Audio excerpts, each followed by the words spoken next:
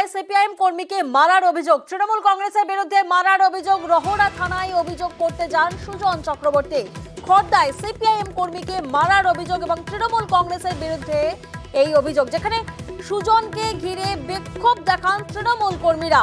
CPIM প্রার্থীর সঙ্গে বচসা তৃণমূলের। জাস্ট হাতে হচ্ছে যে সুজন চক্রবর্তীর লিফলেট মানুষের কাছে আমরা দেওয়ার জন্য গেছি। প্রসেনের নেতৃত্বে প্রসেনজিৎ সাহা তারা এসে বলে যে এখানে কি করতে এসেছিস, এবং লিফলেটগুলি নিয়ে হচ্ছে যে ছুঁড়ে ফেলে দেয় এবং একটাই কথা, এখানে সিপিএম পার্টি প্রচার করতে পারবে না। তখন বয়স্ক সিপিআই আমাদের খোকনদা এমন ধাক্কা মারে, খোকনদার কোনো কিছু হচ্ছে ঘটে যেতে পারতো। প্রদীপ্তা দেবরায় তার ফোনটা হচ্ছে স্ন্যাচ করে নেয়, স্বপ্না মল্লিককে হচ্ছে যে ফেলে দেয় ধাক্কা মেরে। আরে সিপিএম তো নেই, সিপিএম প্রচারে আসার জন্য এসব করছে। সিপিএম কোথায়?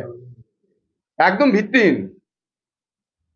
সিপিএম তো নেই, এই অভিযোগটা পুরো ভিত্তিহীন। এলাকাবাসী বিক্ষোভ দেখিয়েছে, এখন ওরা এলাকাবাসীর সামনে কিছু উত্তর দিতে পারেনি। তাই আমি ওখানে যখন ছায়াতে যাই, আমি সেই এলাকাতে থাকি, সেই পাড়াতে আমি থাকি, তখন আমি ছাদে, তখন আমার নামে অভিযোগ করেছে। পঞ্চম দফার ভোট